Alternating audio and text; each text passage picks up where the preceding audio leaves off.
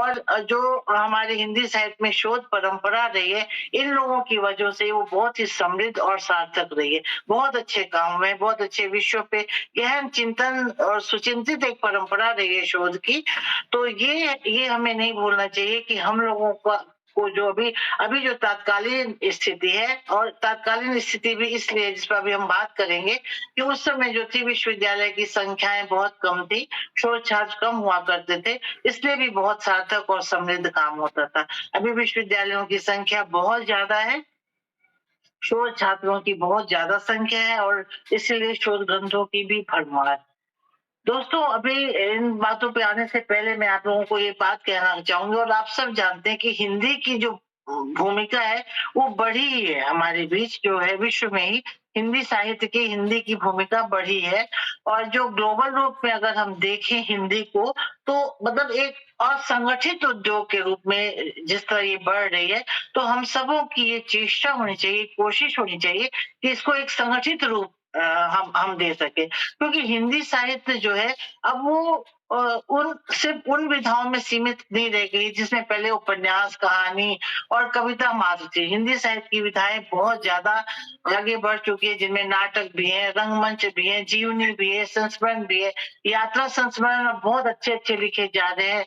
आत्मकथाएं तो एक तरह के आंदोलन के रूप में आत्मकथा की विधा जो हमारे सामने आ रही है, और भी डिजिटल वर्ल्ड है, तकनीकी शब्दावली है, इस तरह की बहुत सारी विधाओं में हिंदी साहित्य अपने कलेवर को मतलब खेल रहा है, खुल रहा है। तो भाषा भी बहुत बदली है, मतलब मूर्त से अमूर्त भाषा की ओर बढ़ रहे हैं, मैंने लौकिक से अलौकिकता की ओर जाना, या मैंने कहूंगी कि स्वप्निल भाषा जो थी, वो अब तकनीकी जो शब्दावली हो गई है, उस तरफ जा रही है। मतलब हम कह सकते हैं कि जो हिंदी है, अब ऐसी मतलब इसने ऐसे साइंटिफिक वैज्ञानिक रूप ले लिया है, जिसमें हम तमाम तरह की विमर्शों की बात कर सकते हैं। साहित्यिक विमर्श इसमें हो सकते हैं, प्रवृत्त्यात्मक अध्यापन हो सकते हैं, शिल्पगत अध्ययन हो रहे हैं, नई भाषिक प्रवृत्तियों के अन्वेषण है इसमें, साहित्य समाज शास्त्रीय है, समाज भाषिकी है, पाठालोचन है, शैलीगत विशेषताएं हुई है, और वैज्ञानिक एवं मनोवैज्ञानिक अध्ययन के द्वार भी इसमें खुल चुके हैं। अब इतने सारे द्वार है, इतने सारे विकल्प है हिंदी साहित्य में। तो अब हम देखते हैं कि अगर हिंदी के किसी शब्द को या विषय के बारे में हमें जानना हो, तो हम क्या करते हैं? सबसे पहले तो हम कंप्यूटर का एक बटन दबाते हैं, और गूगल या विकी इधर से हम सब उस शब्द के बारे में, उस विषय के बारे में बहुत कुछ सूचनाएं प्राप्त कर लेते हैं। मतलब लिंक पर लिंक खोलते जाते हैं, और हम तमाम तरह की सूचनाएं हम प्राप्त करते हैं। लेकिन दोस्तों, हम जानते हैं कि जो सूचनाएं होती है और ज्ञान होता है, उसमें अंतर। सूचना तात्कालिक है, मतलब आज जो समाज है, वो सूचनाओं का तंत्र मात्र रह गया। क्यों? क्योंकि हमें तत्काल में सब कुछ चाहिए, और ज्ञान जो है, हमारे वेद उपनिषद या जो भारतीय वाङ्मय है, जो जो गीता है, या तमाम तरह के जो शास्त्र हैं, तमाम तरह की विद्या हमें बताती है कि आत्मानं विद्धि, अपने आप को जानना। ज्ञान ज्ञान तो मतलब ऐसी दरिया है, जिसमें आप गहरे बैठेंगे तभी आप मोती निकाल सकते हैं। अपने आप को जानना, अपने आप को जानकर इस दुनिया के सरोकार की ओर मुड़ना, और फिर दूसरे को जानना, और एक बेहतर दुनिया दुनिया के लिए भी बेहतर संभावना या विकल्प खोजना, या बेहतर मनुष्य की ओर जाना। मतलब ये सतत चलने वाली ऐसी प्रक्रिया है, जिसमें जिसमें निरंतर ही खोज, शोध का मतलब ही खोज है। मतलब एक खोज की प्रक्रिया चलती रहती है, जब तक कोई एक नया आयाम हमें नहीं मिले, या एक नए सत्य का अन्वेषण हम नहीं कर पाए, तब तक वो ज्ञान का जो प्रेरक है, या ज्ञान की जो जिज्ञासा है, वो शांत नहीं होती है। तो ये तमाम जो शोध प्रक्रिया है, शोध का जो कार्य है, मुझे लगता है ये तमाम ऐसे जिज्ञासुओं के क्षेत्र का काम है, जिसमें पर्याप्त धैर्य हो, और सत्य को, किसी नए सत्य को पाने की जो जिज्ञासा भी हो, उन लोगों के लिए ये शोध कार्य होने चाहिए। लेकिन ये शोध कार्य, अगर हम इस शोध कार्य को पीएचडी शब्द से व्याख्यायित करें, तो अब ये शोध कार्य उन उन लोगों के जिम्मे नहीं है जो ज्ञान के पिपासु हों, जो ज्ञान का प्लेजर जिनको चाहिए, जो ज्ञान की दिशा में निरंतर प्रयत्नशील रहे, धैर्य रहे उनमें। अगर हम अब मैंने बोला कि इस ज्ञान को हम अब पीएचडी शब्द से व्याख्यात करें इस शोध को, तो हमें अब है कि पीएचडी हम सबको चाहिए। पीएचडी किए बिना तो आपको नौकरी नहीं मिलेगी, और पीएचडी करने के बाद भी नौकरी का हिसाब किताब मेरे पास नहीं है, वो नीति आयोग के पास है। लेकिन इतना तो है ही कि पीएचडी के बिना आपको साक्षात्कार के लिए भी बुलावा नहीं आएगा, तो पीएचडी करना बहुत जरूरी है। अब ये पीएचडी जो करने के लिए जो शोध चाहिए, इस शोध की अगर हम व्याख्या करने जाए, जो आजकल तात्कालिक शोध हो रहे हैं, तो मैं वाल्टर बेंजामिन के शब्दों को लेना चाहूंगी। उस वाल्टर बेंजामिन ने जो आलोचना के लिए जिन शब्दों को लिया है, उसको यदि हम शोध के तात्कालिक जो शोध हो रहे उनके लिए अगर हम बोलना चाहें, तो वो ऐसे ही है कि उनके शब्दों में कि मोटी खाल की एक खोज है जो ऊपरी सतह पर छिटकी रहती है। मतलब ये इसका इनर वर्ल्ड से या ज्ञान के या बाहरी दुनिया के और सरोकारों से कोई वास्ता नहीं है। ये अभिधात्मक अर्थ जो खुलता है, एक मोटा अर्थ जो खुलता है, वहीं तक सीमित रहने वाली चीज हो जाती है। विषय वस्तु का ना इनर वर्ल्ड से मतलब रहता है, और ना बाहरी पड़ने वाले प्रभावों से कोई सरोकार रहता है। और क्या है, वही तो है। इसको मैं अपनी तरफ से अगर एक शब्द से, उदाहरण स्वरूप एक शब्द से समझना चाहूँ, तो हमारे सामने जैसे एक शब्द है स्त्री सशक्तिकरण। अब इस सशक्तिकरण को अगर हम अभिधात्मक रूप से देखें, तो शक्तिशाली, स्त्री शक्तिशाली होना। वाल्टर बेंजामिन के शब्दों में अगर हम देखें, वाल्टर बेंजामिन के शब्दों में अगर हम देखें, तो शक्तिशाली मतलब फिजिकल शक्तिशाली होना। लेकिन अगर हम सशक्तिकरण को पूरे उसके इतिहास बोध, उसकी वर्तमान की गुंजलों से रिलेट करके नहीं देखें, तो उसकी जो पूरी वेलफेयरनेस है, उसकी जो पूरी डेवलपमेंट है, या उसका जो पूरा एम्पावरमेंट है, उसको जोड़े बिना हम इससे सशक्तिकरण की तरफ नहीं जा सकते। इस सब को जोड़ने के बाद हम स्त्री विमर्शी या स्त्री के बारे में जो संभावनाशील एक समाज की परिकल्पना करते हैं, उस तक हम जा सकते हैं। तो मुझे लगता है कि मुक्ति बोध ने भी इसी को कलम की हम्माली कहा होगा।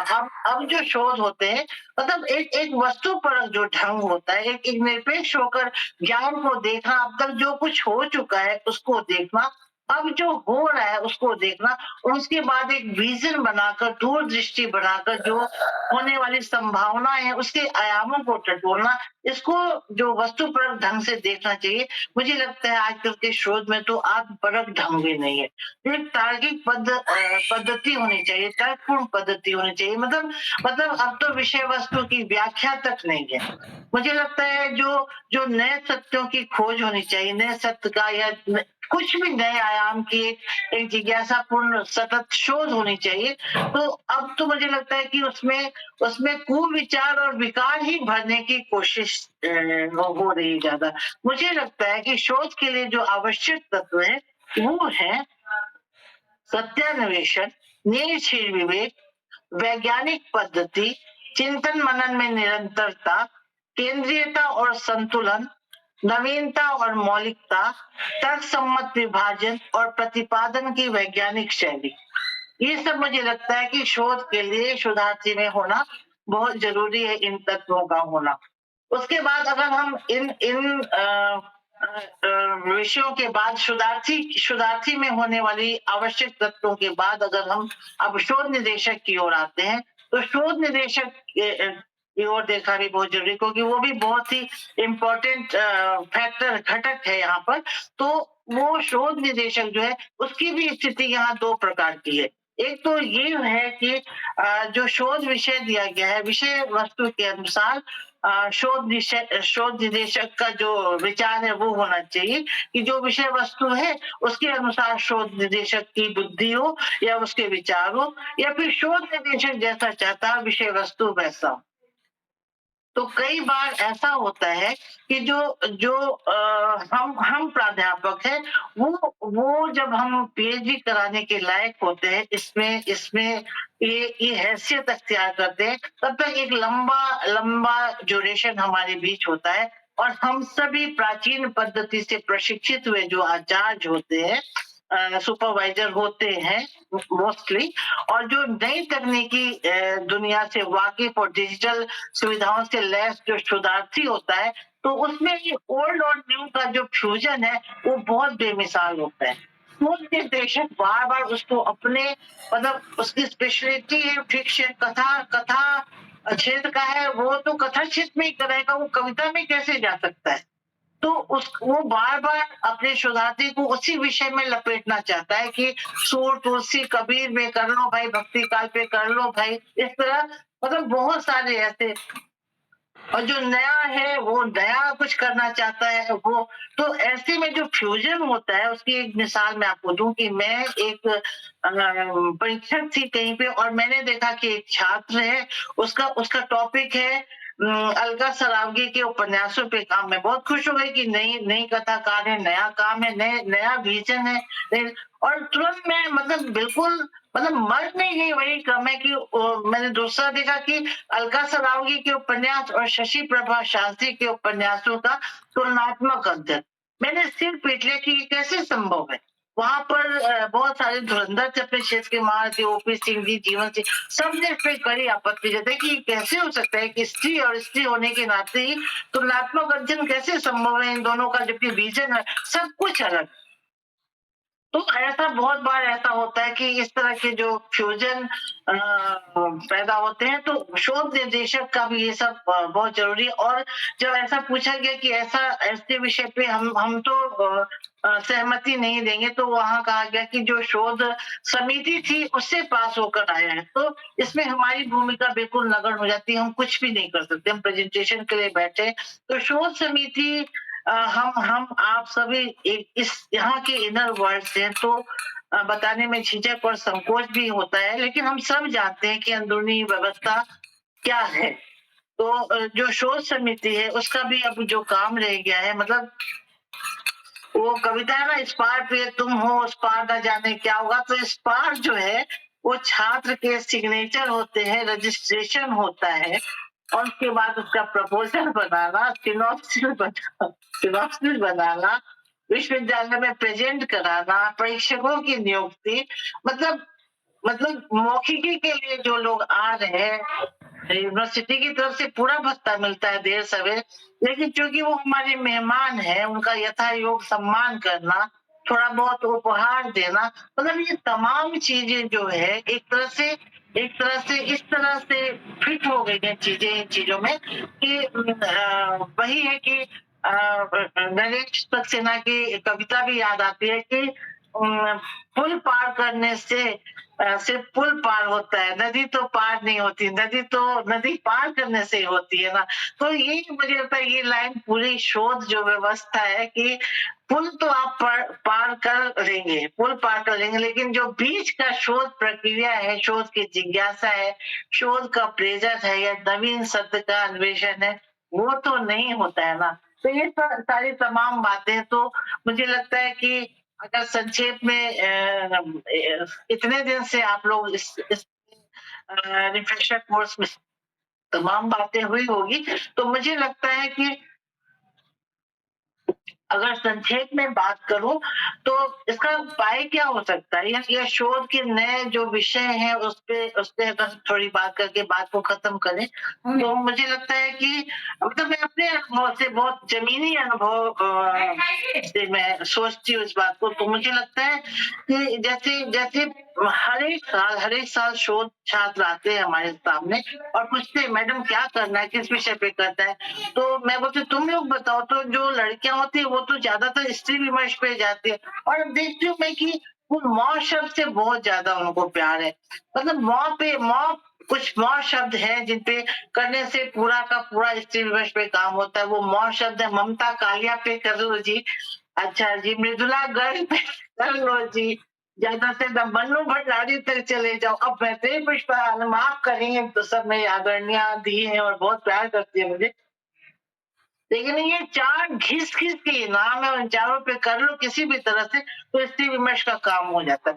तो मुझे लगता है कि मतलब प्रति वर्ष जब ऐसे स्टूडेंट आते हैं और ऐसे मतलब हमें भी समझ में नहीं आता क्या विषय देने चाहिए, इन लोगों को इनकी कैपेसिटी के अनुसार क्या विषय देना चाहिए। तो मुझे लगता है कि हर साल हम लोग 2 दिन के लिए ऐसी कार्यशाला या वर्कशॉप आयोजित कर सकते हैं, जहाँ जहाँ जो शोध छात्र हैं होने वाले, आने वाले अगले साल वो भी बैठे, हम भी बैठे और रिसर्च समिति के लोग भी बैठे, कुछ और विद्वान भी बैठे, जो शोध हो रहा है हिंदी साहित्य में, उसकी ओर देखें। कितना पृष्ठ पेषण हो रहा है, क्या नए आयाम हो रहे हैं, उसको देखें, कोई नए विषय के बारे में बात हो। तो मुझे लगता है कि अगर प्रतिवर्ष ऐसे हो 2 दिन का, तो ज़रूर हम लोग भी ऐसे जागरूक होंगे, अलर्ट होंगे और कुछ नया ज़रूर इस तरह से होगा। और मुझे लगता है कि विषय है, अगर हिंदी साहित्य की जो विषय है, तो बहुत सारे ऐसे विषय हैं जिन पे काम होना बाकी है। काम हुआ है, हो रहे हैं काम, लेकिन हिंदी क्योंकि बहुत बदल रही है, डिजिटल हो रही है, टेक्निकल हो रही है, तो मुझे जो मतलब मेरी समझ में और मेरी याद में जो कुछ विषय बहुत महत्वपूर्ण लगे, मैं वो आपको बताना चाहूँगी कि जैसे बदलती भाषा और भाषा शिक्षण की चुनौतियों पे कुछ काम होना ज़रूरी है। हिंदी भाषा और दृश्य श्रव्य माध्यमों की जो बदलती भाषा है, सिनेमाई है, जैसे इंग्लिश है, ग्लोबली जो हिंदी है, नई हिंदी से संबंधित व्याकरण और भाषा, जैसे सिनेमा की भाषा है, हम देखते हैं कि जो हमारे सामने 6 कलाएँ हैं, तो सिनेमा की 7वीं कला है, वो जिसमें चित्र भी है जी, दृश्य भी है जी, श्रव्य भी है जी, नाटक भी है। तो इस तरह की जो भाषा है, उसका व्याकरण क्या हो, इस तरह की चीज़ों पर हमें क्योंकि क्योंकि कई कई शिकायतें ये भी है कि हिंदी हिंदी खत्म भी हो रही है। हिंदी का विनाश भी हो रहा है। कई बातों से हम डर भी जाते हैं, क्या हमारी हिंदी सच में नष्ट हो रही है? क्या इसमें जो जो लोक भाषा के शब्द आ रहे हैं, या ये पुराना प्रश्न है हालाँकि, और अंग्रेजी के इस तरह के, तो हिंदी विनष्ट पे भी और जो तकनीकी भाषाएँ आ रही है, उन सब से अब हिंदी का जो आगामी स्वरूप होगा वो क्या होगा? तो आप अकेले रूम में बैठ के हम ये सब के लिए एक सामूहिक चर्चा का होना बहुत ज़रूरी है, और चूँकि शोध हमें करना है, तो इन सब पर मिल-जुल कर सोचना होगा और आगे काम करना होगा, मुझे लगता है। लोक साहित्य के वाचिक और लिखित रूपों पर काम ज़रूरी है। विज्ञान पुस्तकों या इतर माध्यमों के अनुवाद कार्यों पर शोध होना चाहिए। अनुवाद की भूमिका और रचनाशीलता की मौलिकता पर शोध होना चाहिए, और रोजगार परक भाषा शिक्षण और हिंदी साहित्य की विधाओं का विस्तार, इस पर शोध होना चाहिए। और दूसरी बात जो मुझे लगता है कि जो शोध के विषय अभी हो रहे हैं, बहुत बहुत चीजों पे, उन पे भी हम नए आयाम से सोच सकते हैं। जैसे जैसे स्त्री विमर्श पे ही बहुत काम होते हैं, तो मैंने देखा है कि कई कई देशों में ऐसा भी है कि स्त्री की जो संत्रास है या पीड़ा है, मतलब फीमेल फीमेल जेनिटल म्यूटिलेशन जिसको कहते हैं, जैसे स्त्रियों का खतना, इसमें कहीं कोई बात नहीं उठती है, कहीं कोई काम तो दूर की बात है। हालाँकि अभी विमर्श लिंगी और गे, लेस्बियनिज़्म वगैरह पे बहुत काम हो रहा है, बहुत बोल्ड लोगों ने काम किया है, बहुत बोल्ड तरीके से काम किया है। लेकिन अभी भी ऐसे अछूते विषय हैं, जैसे स्त्रियों का खतना और इस तरह के जो मतलब उसके पीछे का कॉज़ सिर्फ़ इतना ही है कि वो सेक्सुअल प्लेज़र नहीं ले सके। मतलब ये सेकंड सेक्स को कितना कितना अमानवीय यंत्रणा, और कैसी उसकी कैसी अब तक की जो कैसी परंपराओं से अभी तक वो घिरी हुई है, इन चीजों पे मुझे लगता है कि बिल्कुल काम नहीं हुआ है। इन चीजों पे काम होना चाहिए, इन चीजों पे हमें थोड़ा दृष्टिपात करना चाहिए, कह के मैं अपनी बात खत्म करना चाहूंगी।